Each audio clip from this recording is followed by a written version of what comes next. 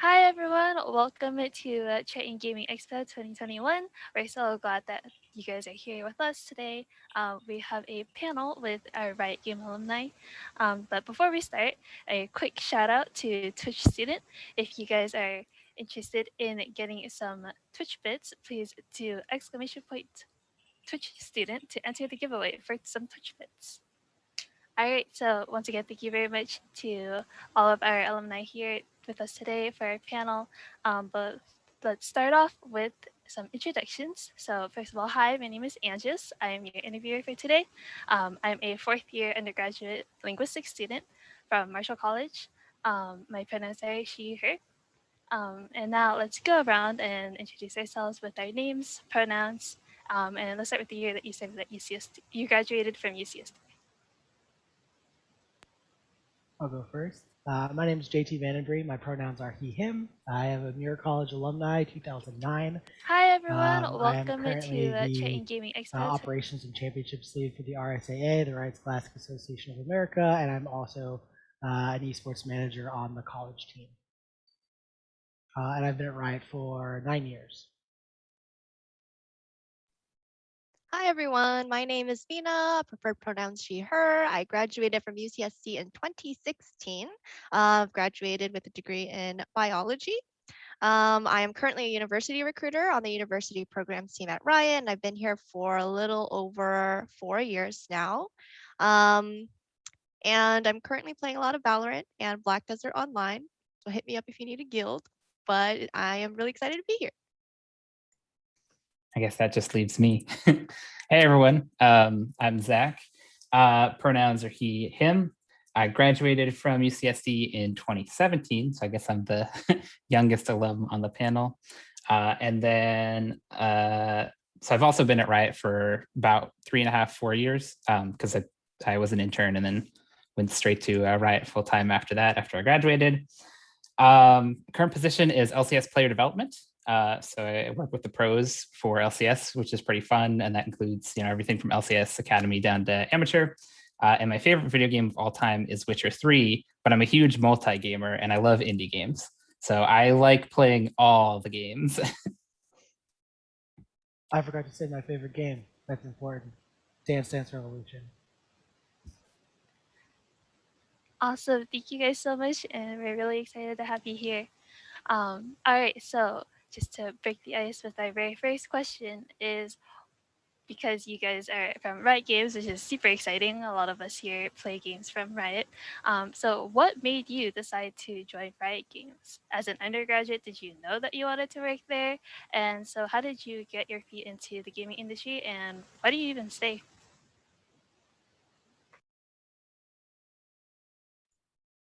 Should I? Go ahead, Zach. Okay. I didn't know as an undergrad, for so you it. probably have a better answer.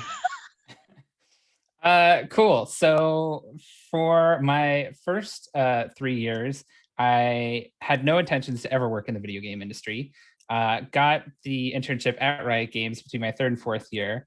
And then for my fourth year, I knew I wanted to go to Riot Games specifically and work in the game industry because I quite liked the internship.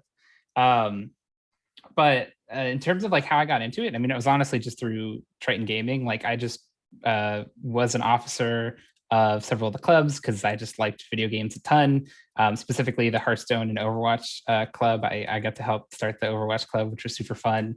And then, yeah, just did that for fun, applied for the internship, ended up getting it. And then once I saw how much fun it could be to work in games, I was like, oh, I should do that. So that's my TLDR. Mina, do you want to go next? Yeah, our timelines kind of coincided. I was an officer of TG. I was vice president for a little while of Triton Gaming at the time. So Zach and I would always be working on coordinating events and how to get the Hearthstone and Overwatch tournament going on. So that was fun and chaotic times. I think I really invested a lot of time into the gaming organizations as opposed to my studies because I just was not innately passionate about what I was pursuing.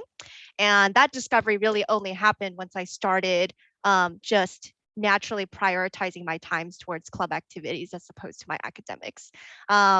I really honestly didn't feel like I had the means to be picky about what studio I wanted to go to, or even picky about what aspect of the games industry itself I could go to, because I was really amidst trying to build relevant skills that I could apply to something, like anything, just take me. So I was one of those people who aspirationally was applying to all these internships, didn't get it because I just didn't have relevant skills at the time. So I had to really kind of start from scratch, uh, do a lot of things on my own accord, a lot of startup kind of stuff, helping the club out to really build that. And just naturally, I mean, I've played League since 2012. I remember watching the World Championships where TPA won in the dorm rooms of Warren College. That was hype. So Riot's always been a part of my story and a big impact in terms of my like social circle during college as well. So it was obviously one of those places that aspirationally I would have loved to work at. I didn't know that I would actually end up here. That's a whole other story that I can go through later, but that's kind of how I kind of got in that direction. So when I was in college as an undergrad, League of Legends wasn't out. So so I had no idea that I wanted to join Riot. But shortly after I graduated, I kind of took the first job that would hire me. This was early 2010, so the economy and the job market was stellar. Um, and then I found League of Legends kind of by accident. A friend was like, "Hey, let's have a LAN party after work in the office and put League of Legends on everyone's computer." And I was like, "Wow, this game is awesome!" And I got irresponsibly hooked on the game and was playing way more than a working adult should. I had already done a lot of kind of grassroots esports myself, both actually for DDR, a little bit of Smash, and just other games. I'm a competitive junkie, so as soon as I learned that video game tournaments were a thing, I was all over them. And then I spent probably 6 months after discovering that Riot had a careers page, trying to pigeonhole myself into a role because I knew I wanted to do something in games if I could. But I didn't know what it would be. So I was like, I could be a copy editor. I could be a QA analyst. I'm just like trying to be like, I could totally do these things. And then in the middle of 2011, Riot put up their first ever job posting for an esports coordinator. And once I picked myself off the floor, I realized I had to apply for that. And I did, and I ended up getting the job. And one of the things I actually first worked on was the 2012 World Championship where TPA won and watched her perform.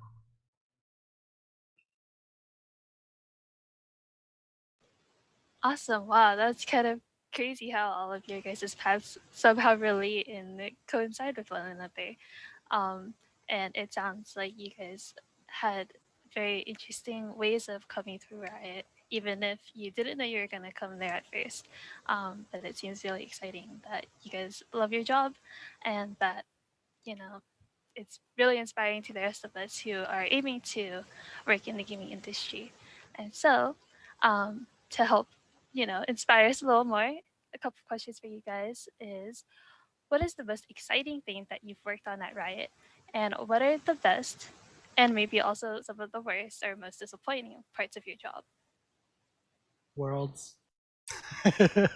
I mean, I'm an esports guy. I grew up as a kid liking sports and liking video games and not understanding, at like 4 years old, why football was played in a giant stadium and not Sonic the Hedgehog. I actually asked my dad that when I was a little kid. He was like, "Oh, well," and he didn't have a great answer for me, and I remembered that forever.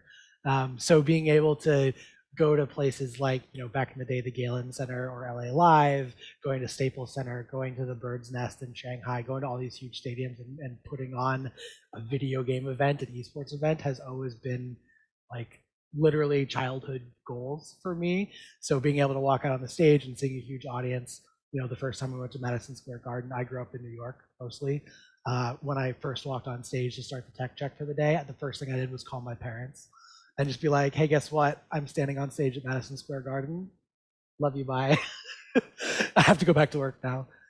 So those are definitely the most fun things. Show day is always the best day for me. The worst thing that's ever happened, a lot of you will know this story, 2012 Worlds LA Live. We had back-to-back power outage and then internet outage and then internet outage again. during the World Championship broadcast, and we delayed for like 4 hours before having to call the day off. That was an absolute nightmare, uh, both for the obvious reasons, but also I'm not a technical person. Relative to non-nerds, yes, but relative to the people backstage, no. So I basically just sat backstage and pulled my hair out for like 5 hours and didn't have anything to do. But the good part was we learned a lot from that. That basically is why we have offline tournament realms that we've used for the LCS and all of our international events since forever, um, as well as just a lot of hard lessons about figuring out how to control the things we can't control. Now the LCS has a backup power supply and is entirely offline. So if the internet and the power goes out, not only will the game still be running, but we'll still be recording it and we'll be able to get the broadcast back out in the future. So it was a very hard lesson to learn, but we learned a lot from it, and we are better for having that terrible experience. Cool. I can play off that because my answers are also very esports related. In terms of some of like the most exciting things that I've got to work on while here is I don't know about international events, but particularly LCS finals has been super fun for me. As someone who's just like a Twitch chat lurker and who just like enjoys watching the LCS, weekend to weekend. You see like, the thousands of people watching the number at the bottom of the Twitch stream sort of thing. But being able to like get a sense of the physical scale of that through the in-person events, particularly for, the North American fans, is just super fun. Traveling across the US has been a delight. Like, as someone who doesn't do a lot of travel, and just getting to like see the raw fan energy has definitely been some of the highlights for me personally, and I miss it. Damn you, COVID. In terms of just like more generally some of the best slash worst parts of the job, I'd say it's two sides of the same coin. So on the one hand, the best part is just the fact that I get to work on something that I'm just so passionate about. The downside of that is it's very easy to get burnt out from doing that, especially for my first couple of years. I had no sense of work-life balance because I was like spending all my mental energy and resources just trying to like put in the most I could for the job. And it's super draining to do so, and as much as I would love to do that all the time, it turns out there is a limit, and I learned that through very real experience. And so trying to create work-life balance, trying to create a separation between what I do, since I took my hobby and my passion and was lucky enough to make a career out of it, it sort of left me like, oh, well, what do I actually do now for fun, and like how do I make sure that like I have some boundary there. So yeah, it's I still like it, but I mean it's literally every single year is a journey to find that right balance. But it's worth it. I'll just chime in and say that being not on the esports side of things, I do want to make a note though that it's kind of like this whole identity journey that I had to go through. I was really aspirational looking at a lot of these really cool outward facing roles within esports and community management without realizing all of the career possibilities on the corporate side of things, engineering side of things that are more internal. But we actually still enjoy a lot of the same sensations and experiences that like JT and Zach do. I get to like celebrate worlds with the rest of the company without the stress of dealing with internet issues. So it's kind of like you can still be a part of that hype and the community without necessarily working directly on the products, the game, because in some way, whatever work that you're doing, regardless of your role, still ties into enhancing, elevating, and bringing cool experiences to players. Like you can still see how your work helps towards that end goal. So a lot of what I have done and the things that I'm most proud of have to do with scaling our organization in terms of talent acquisition strategy and how internships play a crucial role in that. Internships at Riot started as a very hodgepodge, like, oh yeah, I know this kid in college, would be great to just bring him on as an intern, through word of mouth, and then growing to a 15-person program, 30-person program. And this year now we're actually at 80 students joining our internship program, and we want to bring that even higher. So there's a lot of meaningful work that you can do that really challenges the convention of just how things are done on the corporate side of stuff and how that works for us and our strategy. So yeah, that's kind of the thing that I'm most proud of. And conversely, related to that, things that are kind of my least favorite part of the job is because we are scaling an org, we are going through growing pains. So there is a lot of meetings to get alignment, a lot of struggles back and forth on figuring out what is best for our overall strategy, how our team strategy lines up with Riot's overall strategy. So it's not easy work by any means. We don't have everything figured out. So if you're looking for challenges around that and helping define what right processes are for us to follow suit in the future, like Riot and other studios or companies that are kind of in this mid ground of scaling their organization is a really interesting space to be in.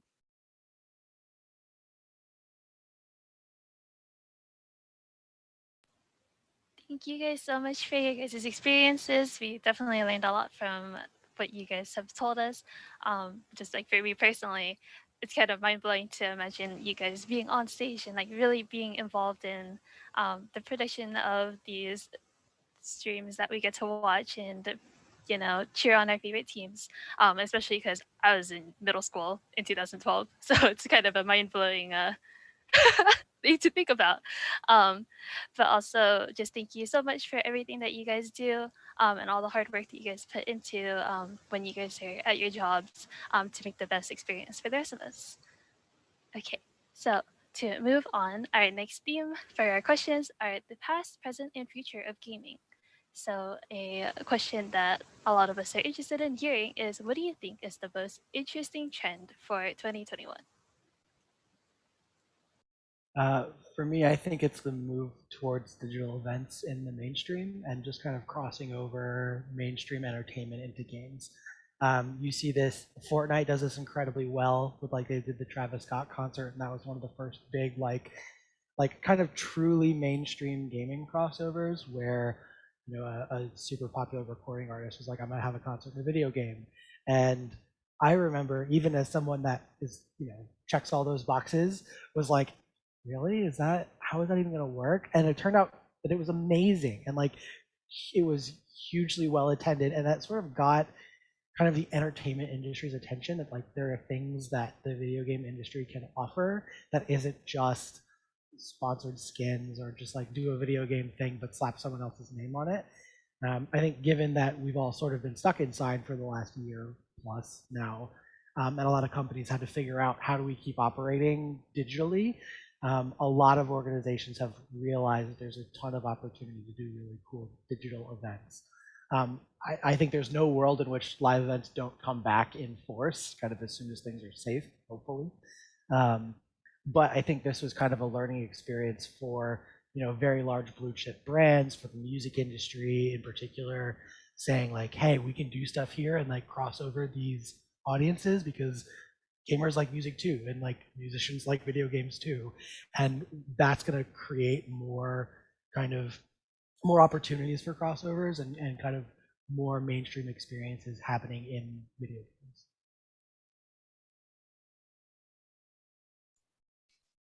Cool. I can sort of hop off of that. I'd say mine is related to the digital space, particularly to me where I like my headspace is, and I'm definitely biased here because I think it aligns with my interests, but it's my take on the question, so I'm doing it anyway.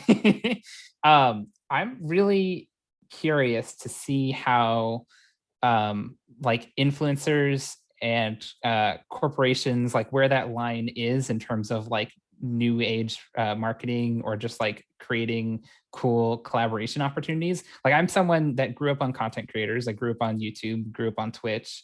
And I spend a lot of my time just watching streamers or YouTubers, and to me a lot of like just the fact that you're able to get so invested in a personality who you can trust, you understand their views, you understand why they like or dislike things.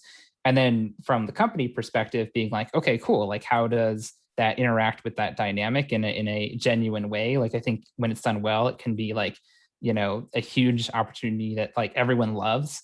Like particularly like I even using the word opportunity feels weird because it's like it there I think it's like an active problem that's being solved, right? I think you see a lot of examples of companies necessarily like not doing great at it.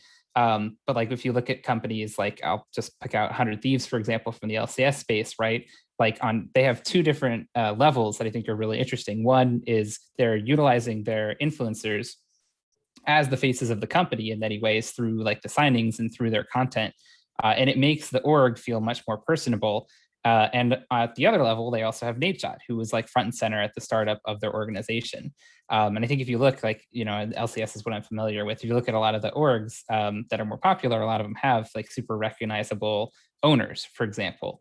Whereas I think if you look at a lot of traditional marketing, it's much more about like, do you trust the brand? Do you trust the company? So to me, my headspace is like, cool. Like I love watching creators.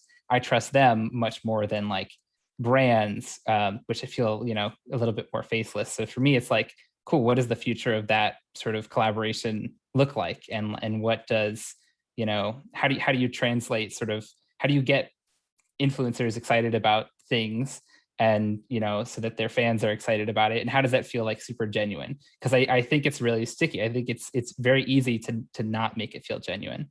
So that's sort of like, to me, one of the interesting things coming up. I'll just plus one to what both of them said. Essentially, a lot of the social dynamics and social connections being challenged, a lot of positive air towards gaming because of what it's done for people during the pandemic and seeing how that translates. So all of that packaged. Interested to see how that carries on for the rest of the year. For sure. It's definitely been great to be able to stay connected with your friends and your family through gaming, especially during the pandemic when you can't see them in person. And it's really exciting to see how we're all connecting with a lot of popular singers and musicians, and being able to see our favorite streamers and influencers being able to represent companies and brands that we also really love. So can't wait to see what else the rest of 2021 brings. Um, and so, to talk about the past and the future a little bit, is how has gaming and esports changed in the past 5 years, and what do you predict will happen in the next 5 to 10 years? I can kick this one off because I have an easy one from my perspective, which is just like being in the esports space, working at Riot for around 4 years now. I mean, it's I got to see a major shift as it happened, like in real time. So when I was coming in, like esports was not really established, but it wasn't like crazy, like, oh my God, no one has ever done this before, sort of thing, right? Because in terms of the evolution of esports, it was like scuffed individual tournaments, very community run. And then, my perspective is from Riot, right? Like, season 2, season 3, you have more of an established league. And then I've, been on the Riot side through like franchising, through, increase of like more mainstream sponsorship, stuff like that. And so it's really interesting because you get to see like what does having a long-term esports ecosystem look like that's sustainable, and trying to do that in a way that doesn't feel disruptive or like doesn't feel like disingenuous from the roots of where it started. Like I think that's, you've seen, particularly in the last 5 years, a lot of companies try to do this, with Fortnite's sort of rise and like their approach to esports, to, Call of Duty League, to the Overwatch League, to Riot. Like a lot of these companies have taken a lot of different approaches because, right before I joined, it was literally just a question of like, okay, how do we even have an ongoing esports league that's not, just LAN tournaments? Not that there was anything wrong with that. Like obviously LAN tournaments are pretty cool, but like if you're trying to really grow it and make big bets around some of these long-term ecosystems, how do you actually develop those? It's been a very unanswered question.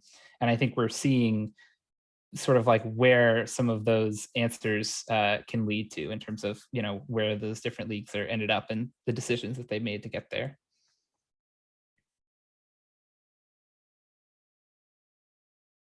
Plus one.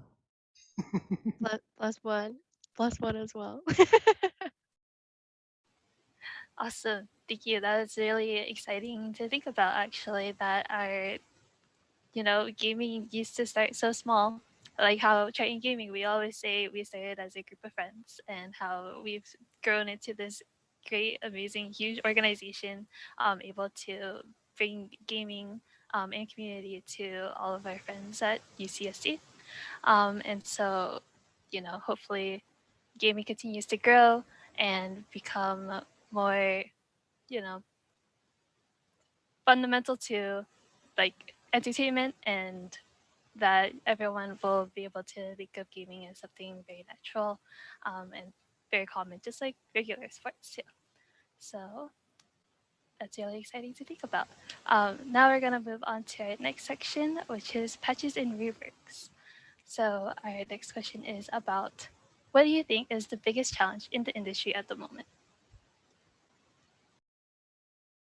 You want to go first this time, Mina? Yeah, I'll take a stab at this. So one thing that I would say is acknowledging that we are not the same scrappy grassroots companies that we were 10 years ago, and acknowledging that we have now a social responsibility. We have to create a safe space, inclusive spaces. We need to create better policies and structure to account for all of these things. A lot of early growth is really to meet the demand because there wasn't enough supply for the demand and enthusiasm that players brought. So sometimes you got to cut corners. Sometimes you just got to make sure that we're keeping up with the pace of everything. And now is a time where we really need to solidify strategy, direction, and again, leaning into just knowing the impact that we have globally. So to me, that's like a big emphasis. And that's very vague and kind of broad, but it really is because we need to span this across all aspects and just acknowledging our reach and doing better across that front. So that's my overarching take. Yeah, I definitely agree with that. A lot of kind of building off what Zach said about esports is looking for sustainability. Just how do we make this a functional business that works? Because the goal isn't to make millions and millions of dollars, but if we're not making enough money to pay our bills, then the league isn't going to exist forever. And Riot's goal for League of Legends is to make it a global sport that lasts for generations. That means we can't just think about this year or next year or the next 3 years. We need to be thinking about how to develop our game and our league for the long, long, long term. Generationally is like a really big word. We use it a lot, at least on my team, because we have to think beyond what's happening right now. It's how do we create long-term investment for people that isn't just Riot. On the college side, we try to incentivize that through varsity programs. Esports is sort of our tip of the spear in college because we can translate gaming into a language that a university administrator can understand. They may not understand video games, but they definitely understand athletics and why it's good to support sports and athletics, from your competitive NCAA D1, D2 programs all the way down to intramurals and pick up basketball courts, hanging out on campus and things like that. We try to make esports be the function to say, oh, I get athletics, I see how gaming is like that, and now I'm starting to think about how I can support gamers on campus like Triton Gaming, and how they can be supported at a deeper level that makes them more connected to the university, more happy, more likely to graduate, and so on. Something that I want to call out, that just to build off of what Mina said, that I think is really interesting, not esports related, funnily enough, and not also necessarily Riot, but just more like generally in the games industry. To me, one of the more interesting problems is that as companies become successful and as they grow, I think you see a lot of them often lose touch of what made them be compelling and like have such fandom in the first place. And so to me, it's very much an unsolved problem where, like, if you look at a lot of big AAA studios, it's easy to see like, oh, well, they've lost touch. They've lost what made their games so great. There's a lot of like feature creep and trying to, like, mass market appeal, and then also particularly with monetization, you see like, well, okay, how do you make a company that large financially sustainable? Like, some of the solutions have been in not great financial dynamics. So I think that's, to me, a really interesting question, because it's like, okay, well, do you just believe that like no company can ever, once they reach a certain size, like still remain true? Like, at least for me, growing up on Blizzard games, right? Like, I do feel like, well, maybe, the World of Warcraft that I grew up playing isn't necessarily the same World of Warcraft today, for better or for worse. And it's like interesting to see that, because I don't think it's unique to any one company. I really think it is growth. And in particularly, like, why this comes to mind is in recent news, like a lot of the ex Blizzard devs went off to make their own indie studios. And as someone who plays a lot of indie games, like, there's a lot of things that indie studios do really, really well. But then, like, is it one of those things that it's inevitable, like, if a company gets bigger, if they become more like corporatized, try to create more financial stability, they lose touch? Like, I don't think it has to be. So to me, that's sort of a really big salient challenge, because as someone who plays all sorts of games, it's super, super palpable in terms of like, what does it mean to like remain true to the essence of like what made people love you in the first place. So yeah, to me, it's sort of like a challenge for gaming more generally, is as companies grow, how do you keep the special sauce?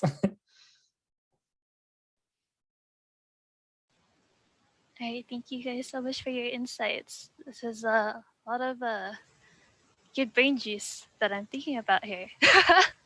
um, Especially because yeah, esports is actually super young. Gaming is very fresh. Like Riot is only 10, 11 years old.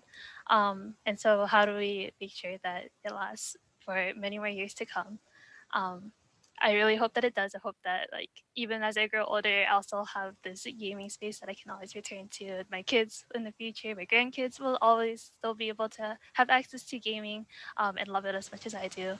And also hopefully that even though time passes, we'll still be able to remember and see what made us fall in love with gaming in the first place without losing touch with it, and falling into like the more corporate and like marketing sides of it that are no longer what we fell in love with it in the first place for. Um, and so a question for you guys personally is, what changes do you hope to see or strive to make specifically at Riot Games? I know something that we've been working on a lot kind of as a company, and this has been very public, has just been kind of supporting diversity and inclusion at the office and in the things that we do. We've been working on that a lot as a company in the last, I think it's been 3 years now. For those of you not familiar, there was kind of a Kotaku expose style article about a lot of diversity and inclusion issues that were at Riot, a lot of bad experiences that people had. And since then, I can honestly say Riot has done a ton to try to get better. We have a ton of work left to do and a lot of things to get better. We are still not where we need to be. But I have seen a ton of resources moving in that direction. We've brought on a chief diversity officer and filled out a full team of D&I professionals to help not only our internal culture, but also the work that we do externally. We want to make sure that our games feel like a space that anyone can come and play, regardless of who they are or where they came from or anything else. And that's something that still needs a lot more work. I mean, I'm going to say this a million times because it's true, but I'm hoping that we can get more organized. We have a lot of people that are working very individually on a lot of cool stuff. Something that I've seen in the last few months that I'm hoping we see more of is more higher level structure around putting diversity and inclusion initiatives into our games, into our leagues, and kind of the broader ecosystem. A lot of the work that we need to do isn't just how do we make the LCS more inclusive. It's what new things do we need to build to get people in the door that don't feel like they have a space already in the LCS. I think something that I don't work on, but I kind of wish I did, was the Valorant Game Changers program. which is getting women and female identifying folks into a competitive space, giving them training, getting them experience with coaches, and letting them compete in a space that's specifically cleared out for them, so they can get to a point where they feel more comfortable joining the main community. And having more scaffolding initiatives like that can bring people in to say, hey, there is a place for you here. We're going to make sure that you feel comfortable, you get the resources that you may not have access to normally, and bring people into the fold, because it's not just about serving the community you have, it's about making sure that the community can grow to support the people that you don't currently have. Plus one to what JT said, and a lot of what my work is actually helping lower barriers of entry for people in marginalized communities to be able to have successful careers in games. And of course, it extends to just anybody, even folks like myself who just had a hard time identifying what my true passions were and having kind of a college crisis in terms of what I should study and what path I should go down. But our team is in an interesting space where we can make a direct impact by creating actual tangible work opportunities for students of color and people in different socioeconomic statuses, to give them that resource that they need that they wouldn't otherwise get from academia or from their communities. And if you really think about it, especially for League of Legends, which was our only game for 10 years, it's actually something that I thought about is, in order to have been exposed to League of Legends and to be able to play it and have a community around it, it's actually a very privileged space you have to be in, because it is also a PC game. And owning your own PC or a laptop or any sort of computer that can run a game is actually a very privileged status that you have to be in order to be able to experience that, because you need the peripherals along with it. You need, internet to go along with it. And there are a lot of people who just do not have those things accessible to them. So the passion is there, though. There are students who just love entertainment, media, and games and want to celebrate it. But to them, they need to help feed their family. They need to help find alternative income while balancing their studies. And so our role is to really acknowledge different challenges that people experience, and how do we help create opportunities for those folks to also be successful.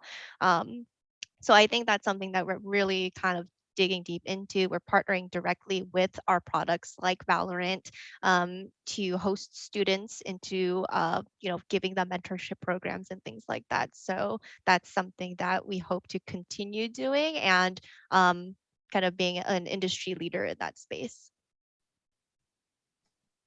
Yeah, huge plus one to both Mina and JT. Just providing a slightly different perspective, just to throw it out there. I think another change that, when you look at Riot more broadly, that you that at least I see, is just our shift from Riot Game to Riot Games, and what that actually means for the structure. For the first 3 years of my time at the company, it was all about like, cool, how do we make the LCS the greatest thing that it can be? And in the last, year and a half or whatever, it's been like, okay, how do we make all our esports the greatest things that they can be? And so for me, working on the league management team, it's, with league management focusing on like rules, structure, formats, communication with teams and players, those sort of things. It's very interesting, because if you look at all of our different esports, they all have different cadences, they all have different tournament types, they all have, different tournament organizers and different ways that they ladder up into international competition. And so it's a very active question of like, what does a good, well staffed team look like? What are the needs of each individual esport? And like, how do you actually build structure around that as a company? And so it's a question that I've seen actively being, explored and iterated on over the last year and a half. And, it's something that's going to continue to actively be a question at Riot. I'm very eager to see how the MMO plays out. Again, someone who didn't mention Blizzard, didn't mention WoW at all, so no bias there. Thank you for your guys' responses. I'm also very excited for the MMO, and all the games that are coming out, and the anime and all of them, everything. But it's also very, very heartwarming to hear that there's going to be a lot of focus on helping the underrepresented groups in gaming to have better experiences. Just me personally, all of the stuff that I have are hand me downs from my older brother. So, hopefully people getting more access to be able to play video games will widen and expand. And I know that it's really important for females in gaming to be able to have a welcoming and comfortable experience. Growing up with brothers who play, um, it's pretty manly out there.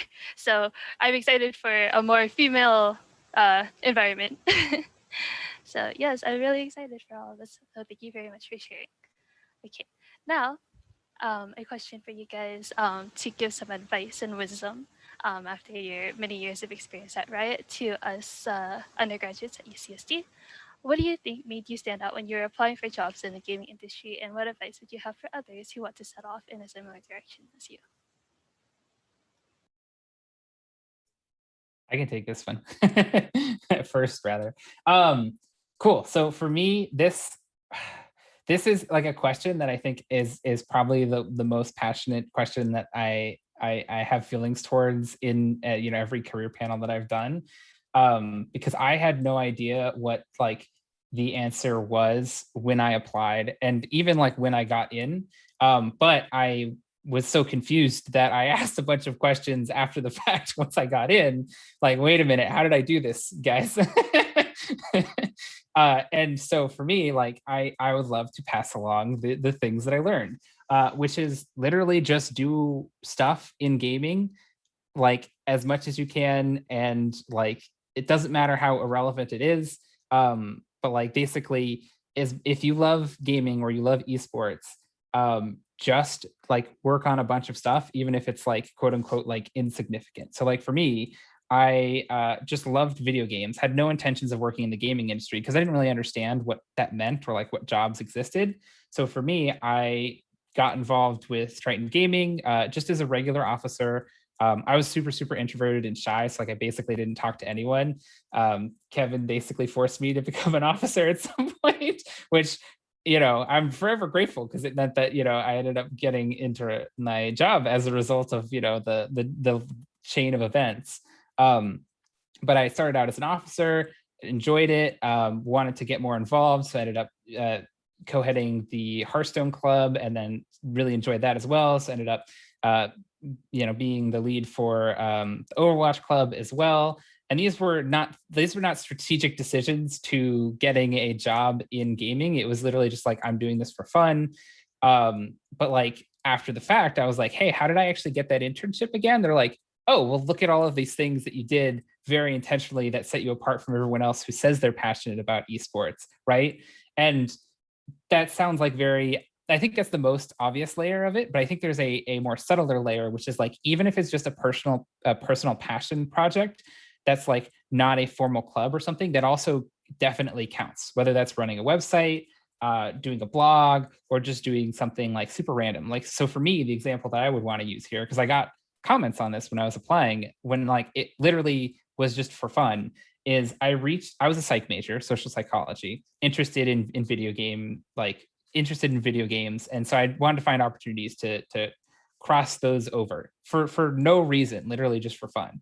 So I reached out to the video game development club and I was like, hey, can I do play tests for you? Because I wanted to run surveys asking them like, what did you think of the game? Because it was sort of an overlap of like my research, side of psychology and my interest in video games. Cause like, I didn't know how to code. Like those are skills that I do not possess. And then during my internship, application, like during my interviews, I got questions like, oh, this is really interesting. Like, tell me more about this. And I was like, oh yeah, it was like super scuffed. Like had maybe 10 people play test and the feedback wasn't really useful. And the game was like, like a small passion project that like didn't pop off, right? Is like super, super dismissible. But I threw it out there on the resume because I thought it was interesting. And they're like, no, this is good. It shows initiative, it shows creativity, it shows that you're genuinely willing to follow your passions for gaming and like how to like, it shows like, yeah, creative problem solving and all these things. And I was like, oh, cool. I'm glad I did that. So it doesn't matter how small, insignificant. Just if you like games, if you like esports, just do cool things in them, because that's like totally things that you could put on a resume that'll set you apart. +1. I really like how Zach covered relevancy. Like all work is relevant. Like any sort of work that you have put forth is relevant. And one thing I want to add is that now, as someone on the other side who reviews thousands and thousands of applications that come in, I kind of have a good sense of what it does take to move towards next steps. And the way that I want to summarize it is, if you think about the number of people who apply, which is a lot, and all of you are going through the same coursework or different types of, academic projects that are handed to you because it's a part of your curriculum, that means that all, this thousands of you have like that as a baseline of experience, right? So what will set you apart, and knowing that you have to interview, is having a subject that you can actually talk to your interviewer about. Like you need to be able to have something on your resume that you are passionate about and you can speak to. That's why, regardless of what your major is, what your GPA is, people who only apply with just purely academic experience, which is like, I got a 4.0 in all my classes and that's it. I didn't do any extracurriculars. I didn't do any internships. I didn't do any side projects. It's really hard for us to move you forward to the next stages sometimes, because it's like, the things that are relevant to you are just the things that you encountered during your academic work, which is still great. And again, it's the foundations, but what will set you apart is having those conversations about additional things that you also took on top of your academic coursework. So it doesn't matter what it is, it just needs to be something. And hopefully that something is also something you are personally passionate about talking about.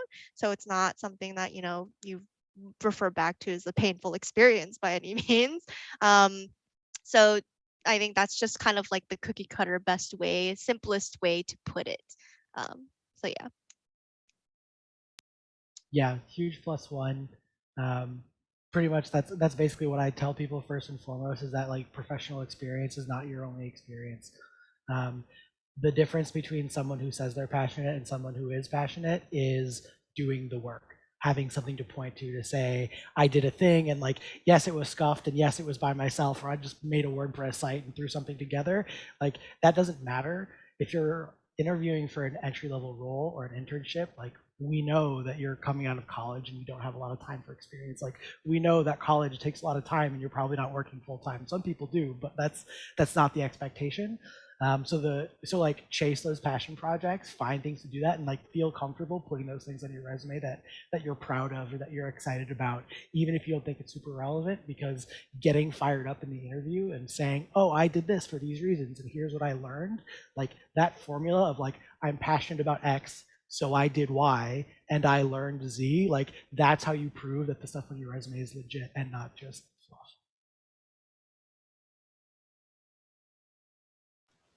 Thank you for these insights. Very helpful.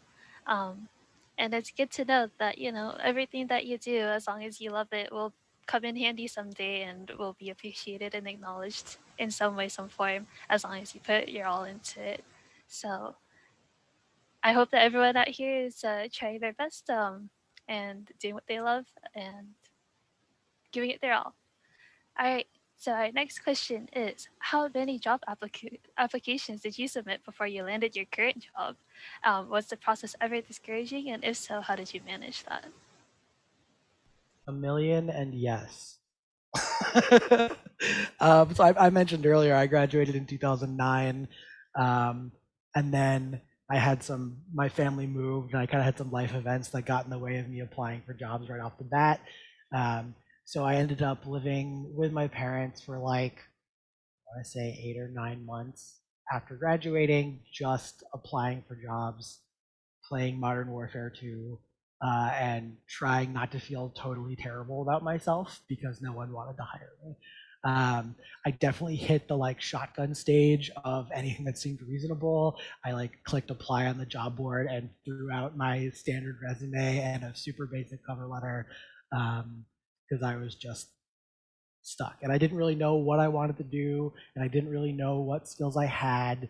I had done like some stuff, but kind of similar to Zach. I didn't really know jobs in the games industry that isn't making a video game, and I hadn't done that before. I ran tournaments, but like at the time, gaming tournaments were exactly that. It was kind of the, as Zach said, the kind of scuffed individual LAN events that were like super fun, but not professional, not established, not supported. So um, I think for me, one of the pieces of advice that I take from that is that you don't have to start in your dream job. You don't have to start in like something that's going to serve you well, and like it's not the first step to this straight line to the career you want to have. You can get skills anywhere.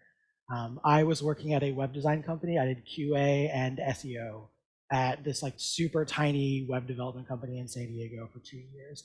And that has nothing to do with gaming, or it has nothing to do with esports, but just working at a full-time job for 2 years before coming to Riot taught me so much as a fresh college student about how to handle yourself in the workplace, how to communicate via email, how to manage a project, how to work with a manager. And like there's so many of those little skills that you learn just from having a job doing something. And then you can, I hate saying do the things you love in your spare time, because not everybody has that kind of energy after coming home from a full day of work. But if you can find ways to parlay the experience you get somewhere else into one step closer to what you really want to do, that still helps. So even though, web design, like not doing anything related to that, or QA or SEO or anything, the stuff I learned helped me get into a better position to get that job at Riot when I was lucky enough to come across that opportunity. When I saw that job opening, that was like, oh my God, this is it. This is the one. That 2-year job doing something unrelated was a key part of me getting my dream job, even though it had nothing to do with gaming or esports or anything. So don't feel pressured to say I need to find a job in gaming because I want my career to be in gaming, or in a specific thing. You get craft experience anywhere, you get working experience anywhere, and like you're probably going to be working for 4 years. Maybe shorter if you're lucky, maybe longer if you're really excited, but you have time to figure it out, and the path is not linear. What JT mentioned about coming to terms with not starting in your dream position really resonates with me. And I think a lot of people need to understand that.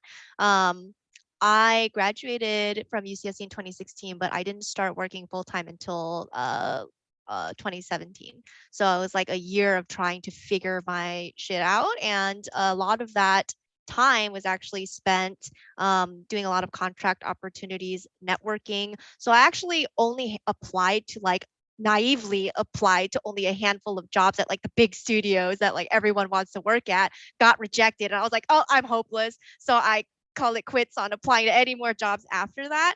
And so the route that I took is actually through networking and actually showing examples of my work, because essentially what I felt like was one, I didn't really have the skills yet, obviously, for that job, for those roles. So I had to build upon that. And also to bypass them trying to decipher from a single piece of paper that they have to decide whether or not you are qualified for their role or a good fit for the role, I thought I should find ways where I can actually exemplify the type of work that I do and actually build connections in person with these people. So I did a lot of boothing at events for like ESL events, ESL1, a lot of their CSGO stuff. I helped work with a bunch of my friends on a creative agency startup. I did a little bit of dabbling into kind of project management through that and running esports tournaments for different titles. A lot of just fun little excursions and things where I can learn a little bit more about my preferences, what I liked, what I didn't like, what type of roles I could see myself in. And through that journey, you meet other people who are also on that same journey, or other companies that are participating in those events with you. And that's where you start building connections, or where I started building connections with a lot of the sponsors that would come to those events, for people who are on marketing ambassador teams. So that was kind of my where I started unlocking a couple opportunities, where because these people kept seeing me through these repeated events, they'd be like, hey, would you be interested in joining our team or something like that? The Riot opportunity just came really happenstance. It was really interesting. The recruiter at the time had an idea of reaching out to all former college ULOL presidents at the time, and seeing if they would be interested in a very entry-level recruiting coordinator role. And that is what I applied to and was lucky enough to get hired for. But also, again, it's not like I had in my mind, I want to grow up to be a recruiting coordinator when I graduate from college. Like, not very little people actually think that. So I had to, again, to what JT said, come to terms with, hey, this is still a stepping stone opportunity where I can learn a lot and apply. And eventually I'll get to a place where I'm really passionate about the work that I'm doing, which I am right now. So it worked out in the end. So I have a bad answer for this, but I'll salvage it. So stick with me. So I mentioned this a few times earlier, but basically, like, I didn't intend to like just go straight into the gaming industry, which I've said a few times, but it wasn't because like a lack of interest or passion. Like, I loved games. I played games all day, very questionably, if you would ask any of my professors in terms of like hours dedicated to coursework. But yeah. But it was a lack of knowledge. Like, I just didn't know what type of opportunities existed within the gaming industry. So I didn't know like what I could proactively go for. So this is where I'll salvage the bad answer. But the bad answer is that I only applied for like 3 internships and only at Riot. And then I happened to get one of those internships, and then that's what landed me the full-time job because the internship went well. And I would say if you're trying to get into the games industry, that is a bad answer because I think that's unlikely to work out. And I ended up getting pretty lucky. But the salvageable part is that what my original plan was basically to learn more about the intersection between psychology research, which was my major and my main area of interest, and video games. Because I was like, okay, well, that was, very logical, I think, of like what kind of opportunities exist that's not just like pure academic research within psychology, because there aren't necessarily a lot of explicit psychology opportunities.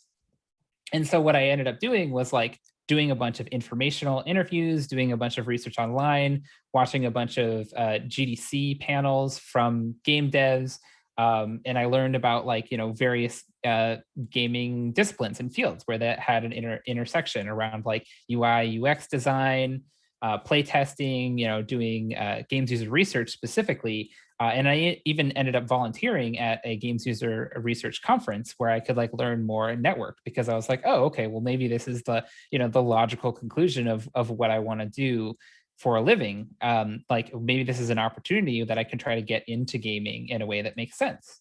But then ended up getting an esports internship, which allowed me to get that knowledge gap sorted much, much quicker, because I've spent all my time during my internship just talking to a ton of rioters whose jobs I just never know existed, some of which are, I think, very unique to esports. Like, I'd say league management, which is where I work now, I knew nothing about, but we do stuff like, schedules, game matchups, formats, player and team coordination and communication, all that sort of stuff. But like, it feels naive to be in retrospect, but there's also just a ton of like traditional jobs that also are just super, super relevant in gaming. So you can work in publishing and like do really, really cool, like, like some of, I think, the coolest things Riot has done has come from like publishing. It can be, working in content, whether that is, hype videos, or like our features team is what we call it internally, who does all the trailers for like our LCS stuff, which I think is ridiculously good. They did like the Drive series and stuff like that. Some of my favorite content. You can be a producer on broadcast, like very like, the parallel would be like a TV producer, someone who does, broadcast stuff. Well, that's super relevant in esports broadcast. Like, so for me, it was just like, oh, there's actually a bunch of like normal jobs that you can just do in gaming. And so like, for me, it's like, okay, well, what I would recommend is like try to find the overlap, right? Because just working in gaming isn't actually a direction. It's like a cool passion, like space. But if you really want to get a job, at least for me, what I found really helpful is trying to like narrow it down, like try to find the overlap, which originally for me was going to be psychology research and gaming, but then ended up just being esports, and particularly like using my psych research or just interpersonal skills to do a lot of facilitation with players and teams and pros, which is what I do now.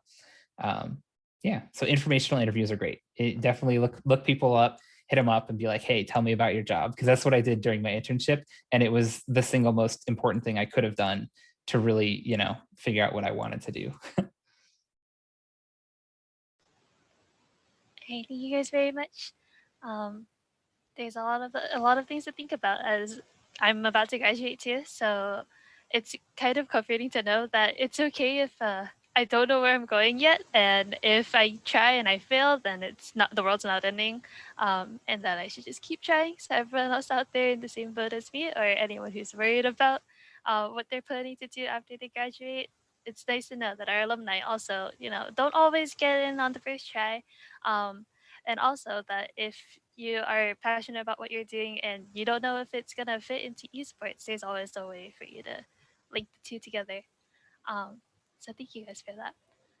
All right, and so our last question for the interview questions is: if you could give your undergraduate self one piece of advice, what would it be?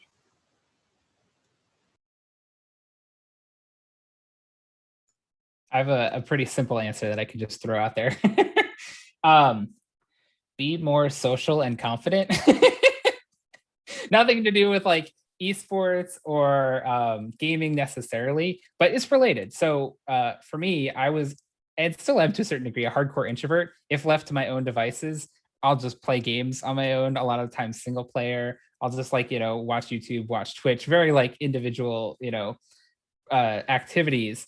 And I do have some genuine regrets around not talking to more peers who had the same interests as me, right? Like it's just gonna sound so weird, but I was an officer of Triton Gaming. I was the head of multiple divisions, and I almost talked to no one. Which people who know me will understand what that means. But basically, I just kept to myself because I was so shy and so introverted. Like I mentioned this earlier, but Kevin basically had to force me to become an officer, and that was probably the single greatest thing that happened to me during my time at UCSD in terms of like where I ended up. And so I do regret, because like when you're in college, especially when you're part of a gaming club, like literally you're surrounded by people who love the same things that you do. And I really feel like I missed out by not just like being friendlier, getting to know people better, trying to make more friends, trying to make more connections. And something that I didn't foresee also, that's just unrelated to the value of just like having a bunch of cool people that better. But then a lot of those people ended up in the gaming industry, so it's also sort of like low key networking as well, which if that's important to you, then there you go. There's another reason to put yourself out there.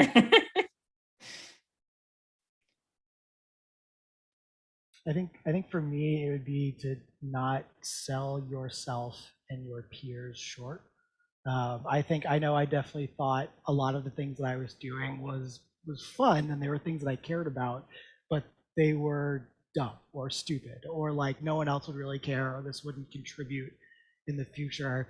And same with how I viewed a lot of the people that I ran tournaments with. Not that I thought that they were dumb, but just that like we're just friends and we're all kids and we're trying to do a little thing, and it's not gonna really matter. A ton of my friends that I ran Dance Dance Revolution tournaments with are in the video game industry or are like crushing it at their jobs and doing really well out in the world. And like those those friendships matter, and like those people can help you out in the future. You can help them out in the future.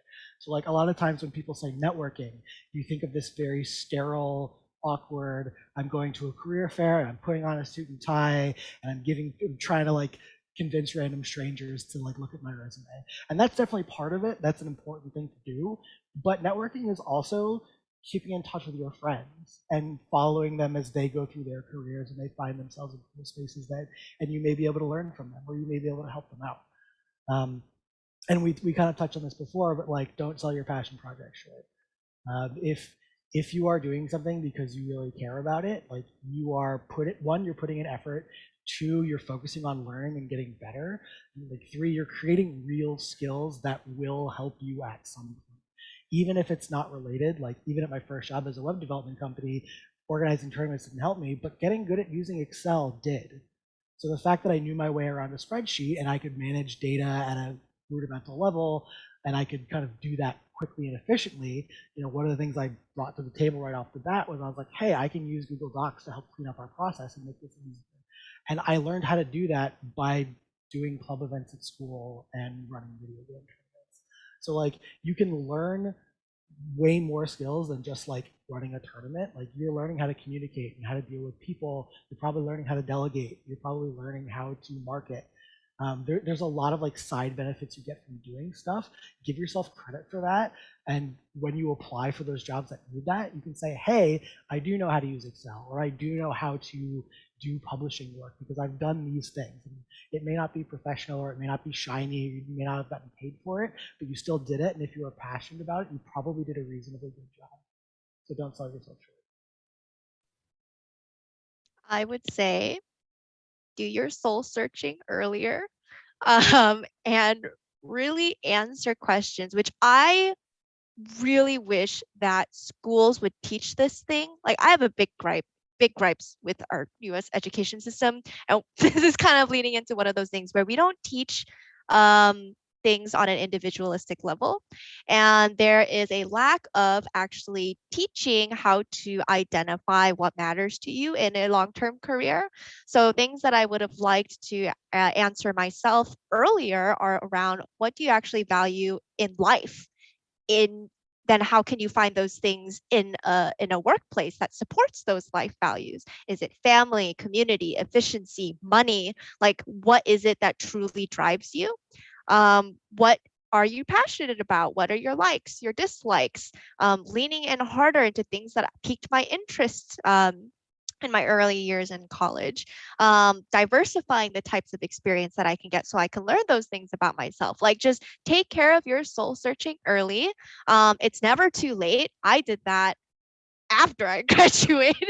So it's never too late, but those are some hard questions you need to answer for yourself, because if you don't have answers to those questions, it will show in your interviews, because they're going to be asking you, why are you interested in this role in particular? And if you have not given it a grain of thought, it's going to come out disingenuous. So you want to make sure that you're talking to truly what you're after, and job interviews should idealistically, if you have the privilege to have a choice in your job selection journey, it should idealistically be a two-way conversation to figure out what is best fit for both of you. Are you a good fit for the company, but is the company the right fit for you as well? And making sure that you live up to the things that you value. So the earlier you answer those key questions, the better off you'll be.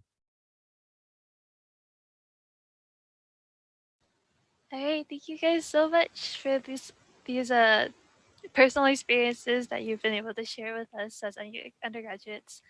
So everyone out there, be proud, be confident, and really think about what you want to do.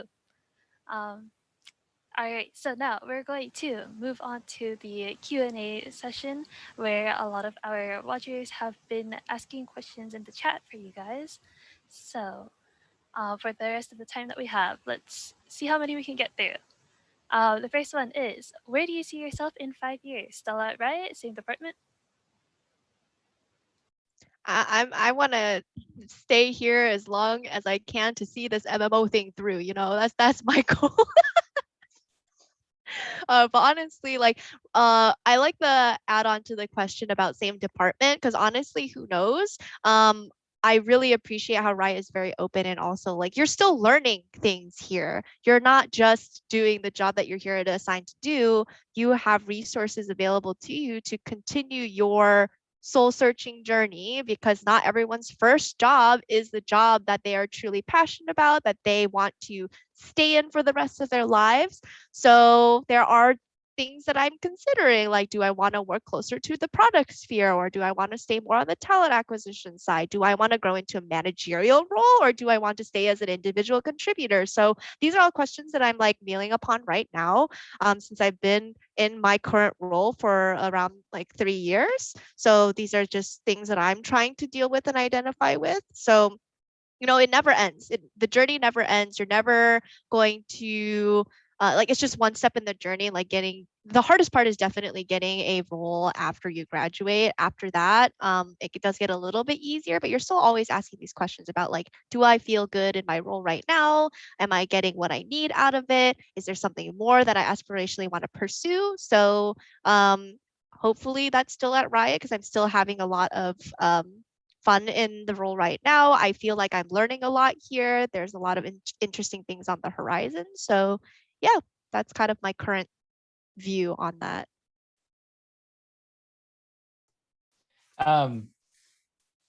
Yeah, so at least for me, I this is a really interesting question for me because I sort of went through I don't know what you want to call it, midlife crisis, soul searching phase, like this year. So like at the start of 2021. So I've been at the same role since coming in full time, which is player management, player development for the LCS. And that role has evolved over the course of those years. So I think that evolution has kept me very engaged.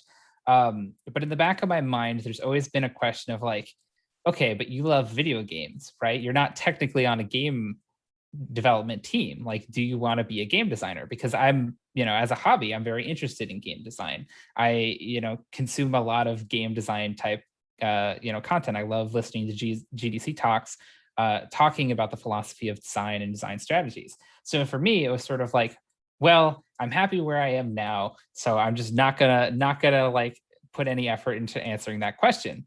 But recently, like with my role, I've sort of was given an opportunity to sort of reflect on that and be like, okay, but like, do you actually want to do this?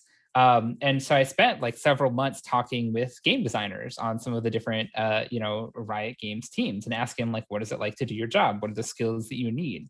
What would it be like for me to transfer over to that role? And that was like very helpful for me because the answer that I got was like, you know what? I actually don't want to work in game design, which was a really surprising question or answer for me to find out, because that's just like, I thought like, well, obviously I would want to, because I love thinking about game design as a hobby. And I love playing lots of games to understand like how those different games, develop. But I would say ultimately what I discovered is that's much more game critique than game design. And then also I just really, really love my department. I love the team that I work with. I have a lot of confidence in my coworkers. And I think I have a lot of flexibility. Like I mentioned, like over the years, my role has developed and sort of to meet my needs and sort of growth sort of goals. And I'd say like more generally, sort of takeaway notes from all of this is like Riot has done a really, really good job at being able to facilitate my own growth. And so like if I am feeling like unhappy or unsatisfied, my managers over the years have been really flexible in trying to understand why and like how they can help meet those needs within my current role. And then even being supportive, like, okay, cool. If you want to like go talk to game designers, like let me help you connect with them. And then Riot even has like a pretty good internal role swap is the term, like the idea of like, you completely switch jobs essentially, but still at Riot. And then more generally just about Riot, like I now that I've worked in the game industry, like I want to stay in the game industry, but particularly I want to stay with Riot. I don't think it's a perfect company. I don't think there is necessarily such a thing as a perfect company. But I think Riot in general is just very aware of its flaws and like actively works on them. And the flexibility around like individual growth and development and like making sure that like, you are fulfilled in your role, like to me, that's just invaluable. And I don't really think you get that necessarily at other companies. Like especially, when I compare to like other huge AAA studios, like you are, it's much more corporate, it feels like to me. Which I don't think would be a good fit for my individual needs. I'm ever changing. I think for me, probably staying at Riot. I don't see why I wouldn't. I think I feel like you can't be at a company for 9 years without like seriously reevaluating your relationship with that company several times. I kind of went through a cycle of first starting and kind of similarly to Zach, I struggled to define work-life balance. I poured everything I had into work and then crashed really hard, then kind of had to do some soul searching to be like, is this what I want? Is this what I need to do? How do I need to make this better? And one of the things I kept coming back to is that I feel like no company approaches esports like Riot does. Some of that is the fact that we were not first, but we kind of the first like developer supported professional esports league. But also just the way that Riot has always looked at it as a long-term culture change and not a marketing tool or a way to cash in on popularity. It's and that's been true in like a lot of very hard decisions that Riot's made over the years. And I think to me, knowing that the way I view esports and competitive gaming and the way Riot views esports and competitive gaming is very similar, if not functionally the same, that's going to keep me working here for a really long time, because you can't, like, it's hard to find a match like that. There are a lot of great companies that I could work for that I could be happy at, and it's hard for me to imagine that with my experience I couldn't get a job at a different gaming company or at an esports organization if I really wanted to. But every time I think about that, I kind of go, well, where would I go and what would I do? And it was like, the things I want to do are very close to what I'm doing now. And there are things that I would change, and like Zach said, Riot's not a perfect company, but if I look at the things that I would change at Riot and the things that I would change at another company, I'm still happier at Riot, so I'm good for now. As far as same department, that is also a good question. I love running competitions. That's always what I've loved doing. If I can't plan them, I want to run them. So my personal mission is to try to bring the joy of competition to as many people as possible. And that's why I joke that I've worked my way down from Worlds to the LCS to Challenger to Collegiate now, because it's just kind of the bigger bottom part of the funnel where there's more people playing. And honestly, the farther away you get from professional play, the more fun it is in a way, and that no one's playing for their salary, nobody's playing for their job. It's, in college, we're here because we want to represent our schools, we want to compete, we want to play League of Legends, and we want the other people that are like us. So that's what draws me to the more grassroots side, the smaller side, where I can be more in touch with players and can focus on building things that are really special to the people participating in them. I think it's a hard sell for me to want to leave collegiate. I'm super happy in the role that I'm in, but there are more people that aren't competing right now that want to. I'm a build it guy more than I'm a maintain it guy, which is funny because maintaining is kind of my job, but also I love going into an empty space and saying, hey, we could put something here, what should we do?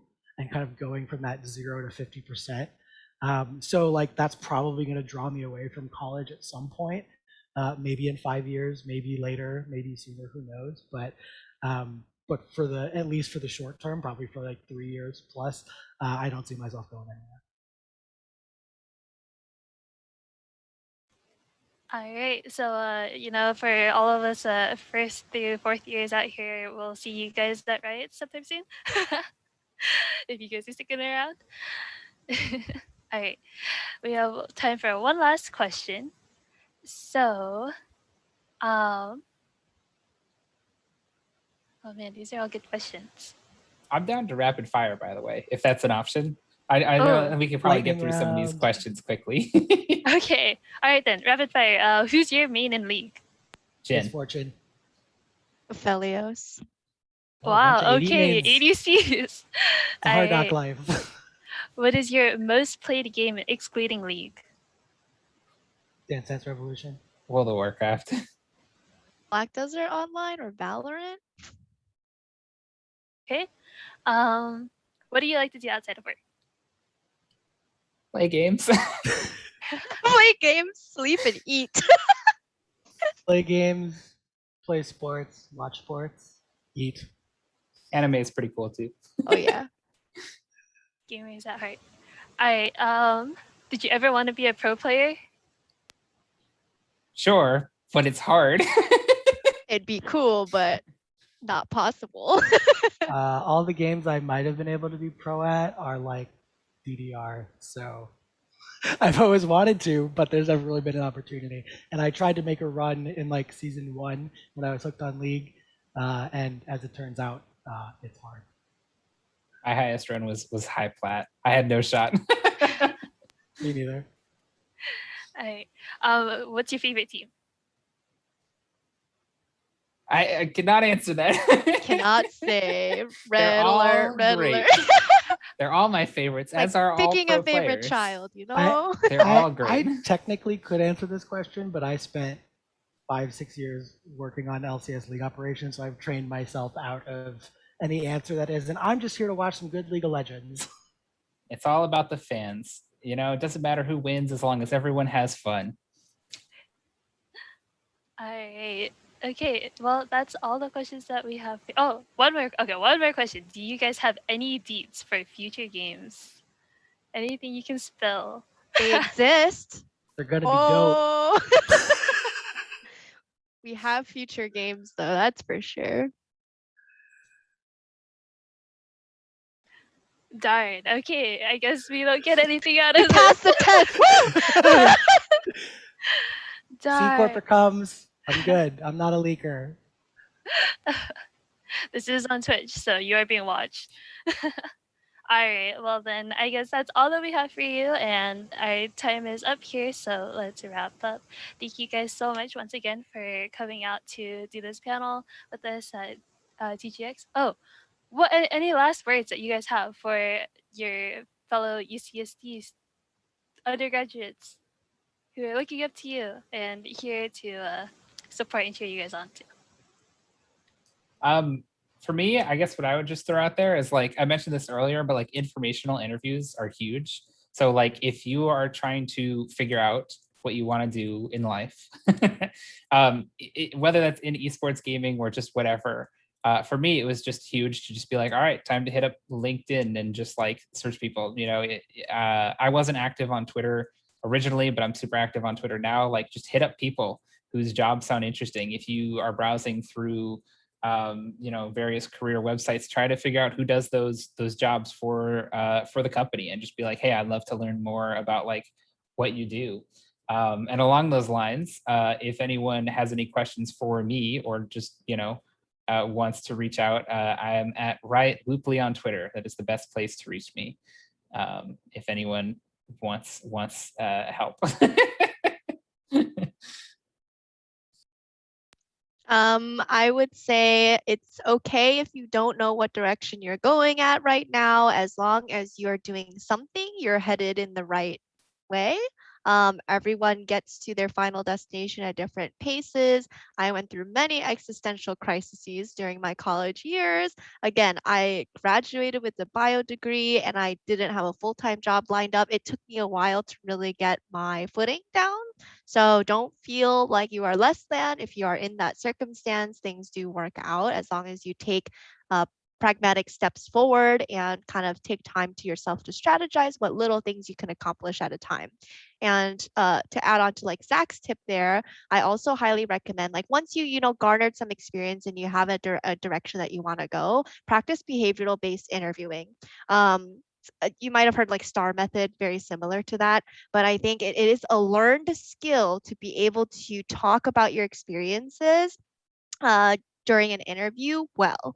And that takes time and practice. So please take your time to research behavioral based interviews, what type of questions you might encounter, and how to best answer them, and practice it. Yeah, one of the things that my dad always told me when I was job hunting and feeling miserable was that as long as you start moving in a direction, you'll learn pretty quickly if it's the wrong direction, and that's better than staying still. So, +1 to Mina about just go forth and do things. Because if you can, like, you'll still be confused. You still won't know what you want to do. I still have existential crises. I don't know about. I'm jealous if Mina left them all behind in college, but um, but at least you can learn something while you're going. You're going to be a student forever. Just because you graduate college, just because you're not doing formal education, doesn't mean you're not learning. So keep trying to learn things, keep finding new things that are interesting, keep finding things that you think might help you. Because the more you learn, the better you're going to get. And the older you get, the more you're going to learn, the more opportunities you're going to have to learn. So seek out those opportunities. Like Zach said, I also have a Twitter. I'm at Tiza Tryhards, Tiza. You can, my DMs are open. Feel free to hit me up, ask questions, whatever. I've had very long conversations with strangers about my job over and over. So always welcome.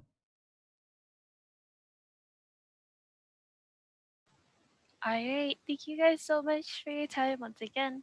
Um, now we're gonna wrap things up. So again, thank you for coming out to Triton Gaming Expo 2021 to be here with us for our very first panel of the weekend. We hope that you guys had a great time here. We are very grateful and excited to have you here. And to everyone else who's watching, please enjoy the rest of your time at TGX. Be sure to check out all of our free play, our future panels, any of our tournaments going on. Shout out to UCC Occasion, UCC Esports for being able to connect us with our alumni so that we could have this panel. And thank you to everyone. All right. Bye.